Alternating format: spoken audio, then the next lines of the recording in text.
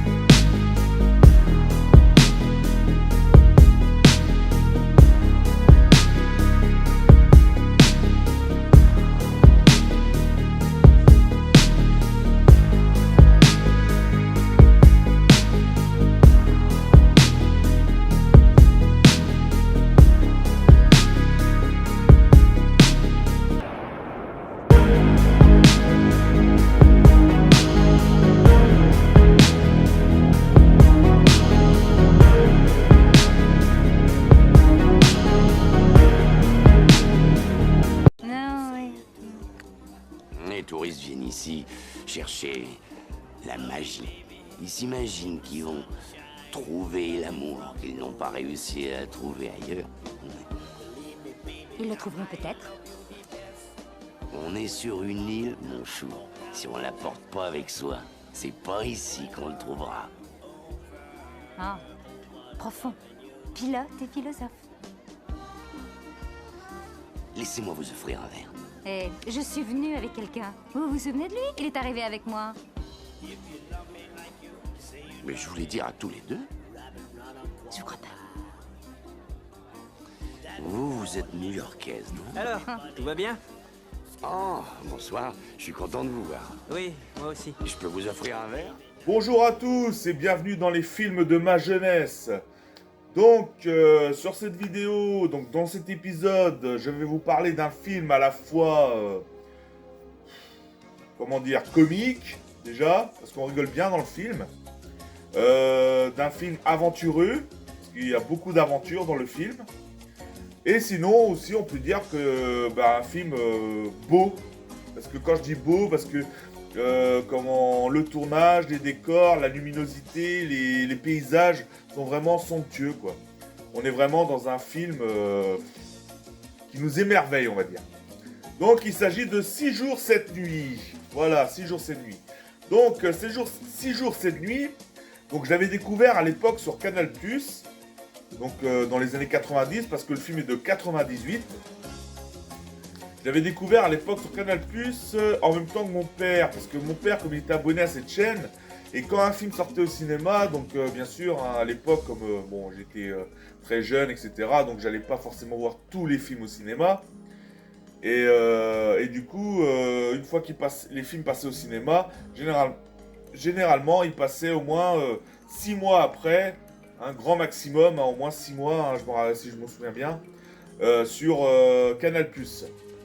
Donc là, on avait découvert ce film-là, 6 jours 7 nuits, et j'avais bien accroché ce film.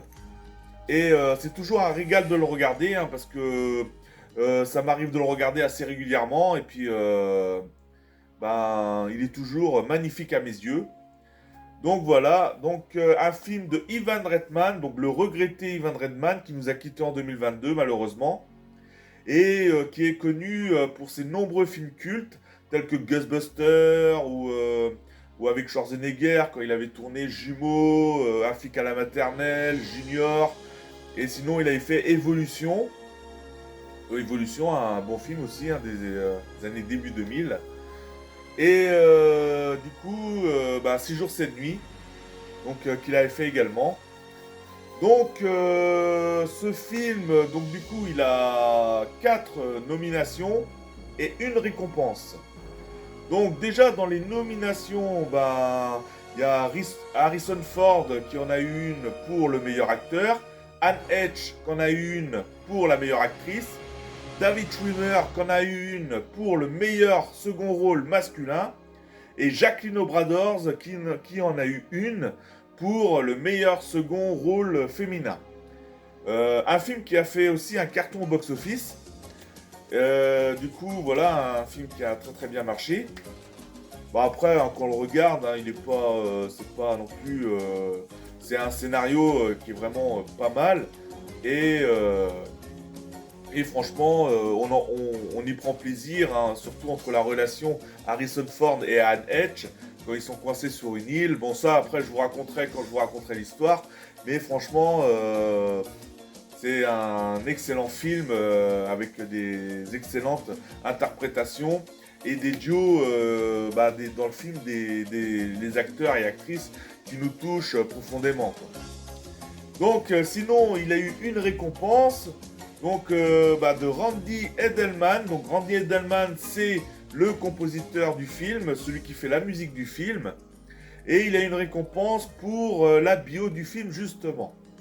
Donc Randy Edelman c'est pareil, il est connu, hein, il a composé, c'est un compositeur, un de mes compositeurs aussi préférés, hein, parmi tant d'autres, parce qu'il a fait également énormément de compositions, de nombreux films également cultes, notamment, et bien connus des années 80-90. Voilà pour ça. Donc voilà, Randy Edelman qui a eu une récompense pour la bio du film. Donc sinon, le film, comme je vous l'ai dit au début, aventureux, comique, etc. Et je vous ai dit qu'il avait de super décors, super paysages. Bon, il y a des parties qui sont dans le lieu de tournage, il y a des parties qui sont déroulées à Los Angeles et à New York. Mais sinon, la beauté n'est pas là, parce que là, c'est que des villes. Hein, donc les villes... hein. Non, la beauté, elle est quand ils ont fait les tournages sur l'île, quoi. Avec la beauté de l'île, la beauté paradisiaque, quand ils arrivent à Makatea, voilà, c'est... Voilà. Et sinon, le tournage, la plupart des scènes ont été tournées à Hawaï, sur l'île de Kauai. Et si vous vous rappelez, je vous en ai déjà parlé de cette île de Kauai, parce que déjà, il y a de nombreuses productions, tournages de films qui ont été déroulés sur cette île. Et qu'est-ce que je veux dire et oui, je vous en avais parlé dans une vidéo parce que c'est également là qu'ils ont tourné une partie de Jurassic Park. Et oui, c'est pour ça que l'île de Kauai, pour ceux qui suivent mes vidéos, les films de ma jeunesse, ça ne vous est pas familier parce que, bien sûr, c'est une île où beaucoup de films ont été tournés là-dessus. Voilà pour ça. Donc maintenant, on va enchaîner avec les acteurs. Donc je vais vous parler plutôt de 4 acteurs, hein, justement ceux qui ont eu des nominations. Donc déjà par le grand Harrison Ford, donc un acteur que j'admire énormément, hein, notamment dans la trilogie Indiana Jones. J'ai bien une trilogie parce que moi ça s'arrête à la dernière croisade, hein. Moi les autres ils m'intéressent pas. C'est quoi à dire, mais pour Indiana Jones, voilà, quand j'avais regardé le 4, j'ai pas été jusqu'au bout, j'ai pas aimé. Bon après c'est chacun ses goûts, mais j'ai pas aimé le 4. Et le 5, il m'intéresse pas parce que si j'ai pas aimé le 4, puis avec la technologie d'aujourd'hui, on n'a plus le charme des années 80. Donc c'est pour ça que moi je m'arrête sur une trilogie Indiana Jones, les 3 premiers. Donc voilà, Harrison Ford, donc voilà, c'est un acteur que j'admire énormément, hein. C'est vrai que il fait partie d'un des acteurs de mes préférés aussi, hein. C'est vrai que... Et du coup, il nous joue le rôle de Queen Harris dans le film, donc un pilote un petit peu, on va dire bizarre à premier coup d'œil, mais bon, il sait piloter son appareil, mais peut-être pas quand il y a de l'orage. Allez, Harrison Ford dans le rôle de Queen Harris. Qu'est-ce que vous regardez? Rien. Vous mentez. Rien. Oh, quel culot, vous étiez en train de me reluquer. Reluquer? Ouais? Reluquer? Je peux vous poser une question? Oui. Quand vous entrez dans une boutique acheter un truc pareil, qu'est-ce que vous dites à la vendeuse? Je prends celui-là, comme ça personne ne me regardera. Non, j'aime bien qu'on me regarde. Sauf quand c'est vous.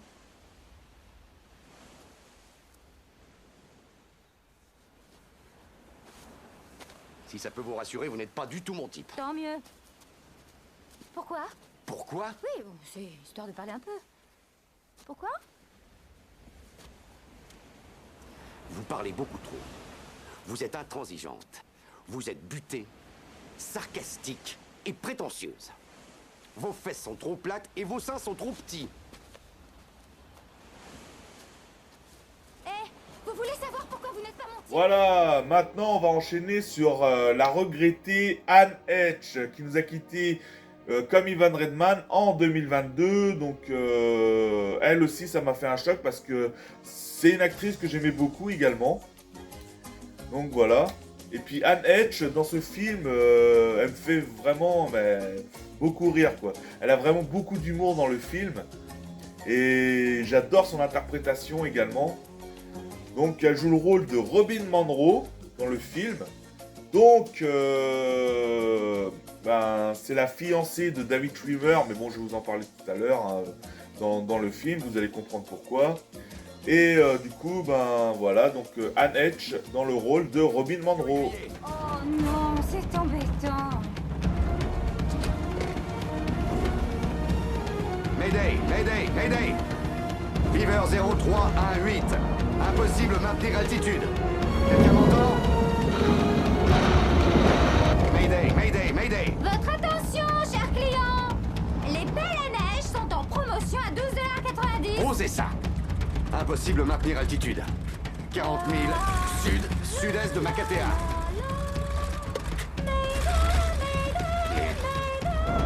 Combien vous en avez pris? Figurez-vous que j'en sais rien. Écoutez, Quoi? on est mal barré. Alors restez collés à votre siège. Bouclez-la. Gardez votre ceinture bien serrée. Et laissez-moi piloter ce truc. Bon, maintenant, je vais vous parler justement de David Schwimmer dans le rôle de Frank Martin. Du coup, David Schwimmer, c'est le fiancé de Robin Monroe, donc incarné par Anne Hedge dans le film. Donc voilà, jusqu'au jour où il la demande au mariage, quand ils vont sur l'île. Avant, elle l'a demandé au mariage, et il l'invite au restaurant, voilà. Pour lui faire un cadeau, c'est-à-dire un voyage sur l'île de Makatea. Et du coup, là-bas, il lui demande sa main, etc. Donc voilà, ils sont fiancés dans le film. Et du coup, David Schwimmer, lui, il n'est pas sur l'île perdue, mais bon, voilà, il s'inquiète pour sa femme, etc. Je vous raconterai l'histoire tout à l'heure, donc là, parce que là, je suis en train de commencer à raconter l'histoire, mais je vous raconterai les synopsis tout à l'heure. Et du coup, voilà, David Schwimmer dans le rôle de Frank Martin. Donc avant, je vous le dis, David Schwimmer, parce que je ne vous l'ai pas dit au départ, vous le connaissez tous, bien sûr, parce que c'est quand même un acteur phare de la série, que tout le monde connaît, la série Friends. Donc voilà, donc David Schwimmer dans le rôle de Frank Martin. C'était dans ton magazine? Vous l'avez sûrement inventé?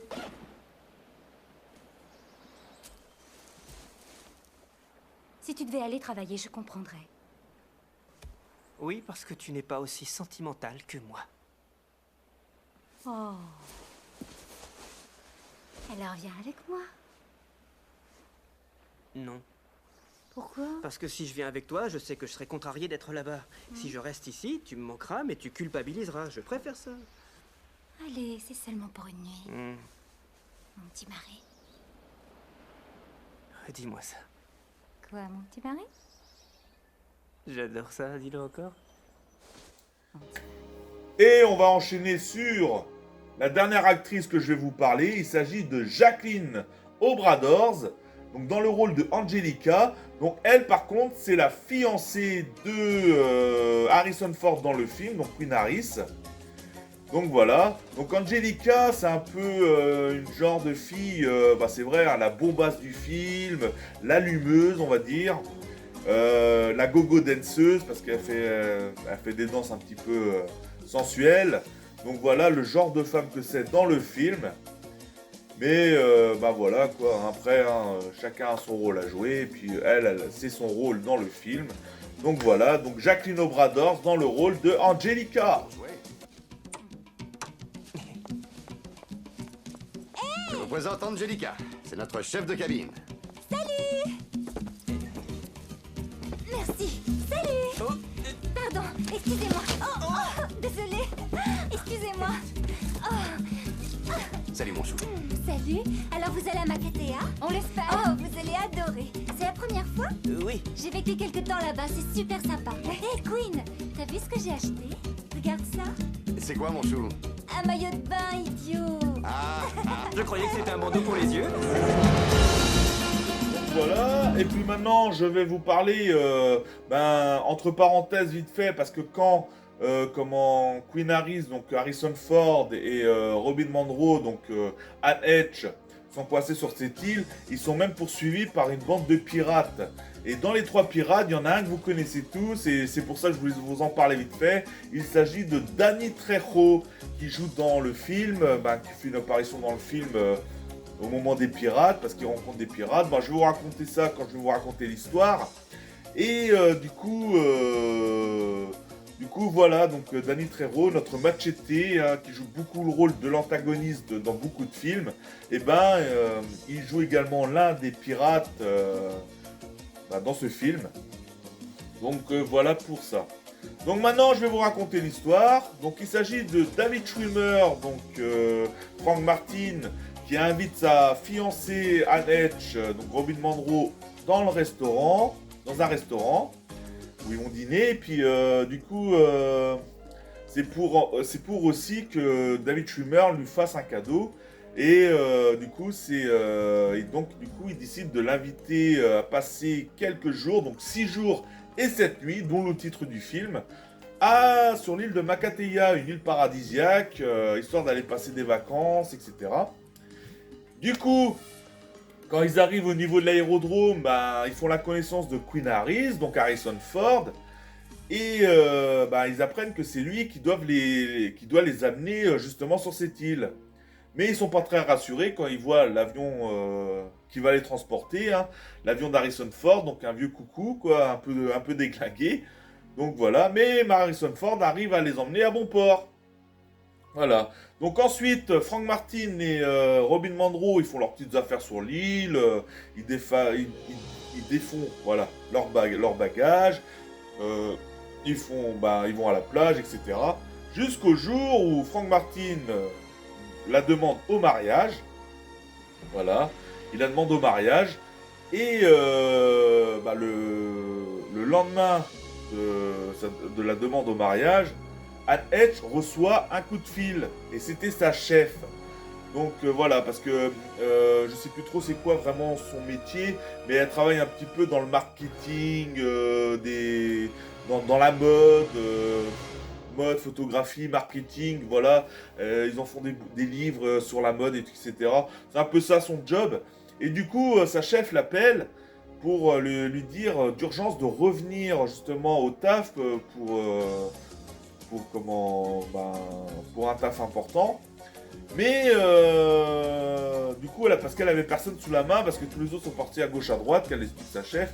Et Annette, c'est la plus près de son lieu de travail, même s'il y a de la distance, parce qu'ils sont quand même sur une île paradisiaque.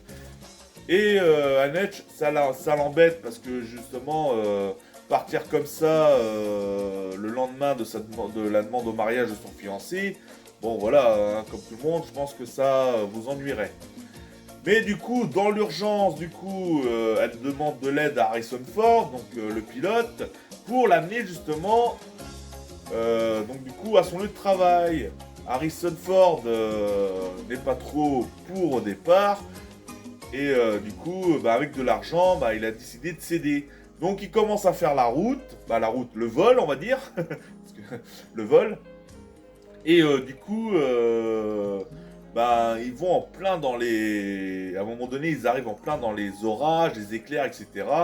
Donc Harrison Ford lui dit, au lieu de prendre des risques, on fait demi-tour, ça sert à rien de continuer, parce que, voler dans les orages, c'est risqué. Et au moment de faire demi-tour, un éclair frappe l'avion, a réussi à toucher l'appareil, et du coup, Harrison Ford n'a pas le choix de se poser d'urgence. Parce qu'ils ont été touchés, et du coup, avec de la chance, ils trouvent une île, donc ils se posent dessus en urgence, on va dire un peu craché quand même, c'est pas trop posé, ils sont quand même, l'avion est quand même bien, a été bien retourné, à moitié, et du coup, Bah, voilà l'histoire. Donc Anne Hedge et Harrison Ford font tout pour survivre sur cette île coupée du monde. Donc bien sûr, pas de réseau, hein, pas de... ils peuvent pas appeler de l'aide, etc. Ils sont coupés du monde. Une île déserte parce qu'il n'y a pas d'habitation, etc. Donc c'est ça qui rend le film encore meilleur, hein, parce que s'il y aurait de l'habitation, des gens, etc., bon, ça aurait pas été amusant. Et du coup, voilà, ils sont en mode survie sur cette île, ils font tout pour survivre, manger, etc. Et aussi, à un moment donné, ils décident de réparer l'appareil, donc au moins les... Je sais plus comment on appelle ça, là, sous l'avion, là, les... comme les skis, là, je sais plus comment on appelle ça. Bon, ils essaient de réparer, bref, l'appareil, de le relever, etc. Mais à un moment donné, ils voient un bateau au loin, donc ils veulent essayer de demander de l'aide. Quand ils arrivent, bah, ils voient que ils n'auront pas dû s'aventurer plus loin dans la mer avec le radeau, parce qu'ils se sont rendus compte que c'était un bateau de pirates qu'ils ont sous leurs yeux assassiné des personnes. Et les pirates, bah, trop tard, les ont vus, donc Harrison Ford et Anne Hedge, donc ils décident de les poursuivre dans cette jungle. Et du coup, voilà, donc non seulement il y avait la survie sur cette île, mais en plus, 3 hommes, 3 tueurs à leur trousse, et ben ça n'arrange pas les choses. Donc voilà pour l'histoire de ce film. Un film vraiment, comme je vous l'ai dit, drôle, parce que drôle et touchant, parce que quand on voit la relation Harrison Ford-Anne Hedge sur l'île, franchement, elle est magnifique. Donc franchement... pour ceux qui connaissent pas ce film, je vous le conseille. Il y a un petit côté seul au monde avec Tom Hanks dans le film. Donc comment? Mais bon, après, seul au monde, bien sûr, hein, Tom Hanks là, et par contre, il est tout seul. Que là sur l'île, ils sont 2. Donc voilà, Anne Hedge et comment, Harrison Ford. Et bah du coup, voilà ce que j'ai à dire sur ce film. Donc je vous le conseille si vous ne l'avez pas vu. Et si vous l'avez vu, vous allez peut-être dire « Ah, ça me retente de le revoir, ce film ». C'est vrai, hein, ça fait... Peut-être pour certains, ça fait longtemps qu'on l'a pas vu, etc. Moi, je vais vous dire, je l'ai revu pas plus tard qu'il y a au moins 15 jours que je l'ai revu. Et j'ai toujours bien kiffé ce film. Et je le kifferai toujours, de toute manière. Hein, parce que quand même, ce film, il a plus de 20 ans. Il a 10, 20... 21, 22... Ouais, il a au moins 25 ans. Et bah du coup, voilà ce que je vais vous dire, ce que je peux vous dire sur ce film. Et du coup, bah merci pour vos likes, partages, commentaires, soutien, ça fait toujours plaisir. Et je vous en remercie énormément. Et bah je vous dis bah à la prochaine, gardez la pêche, portez-vous bien et ciao les amis. Rentrez dedans.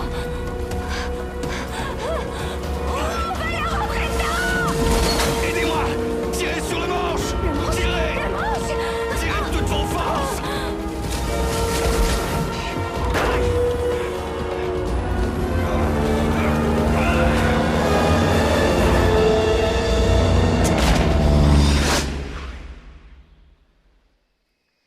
Quittez le bateau!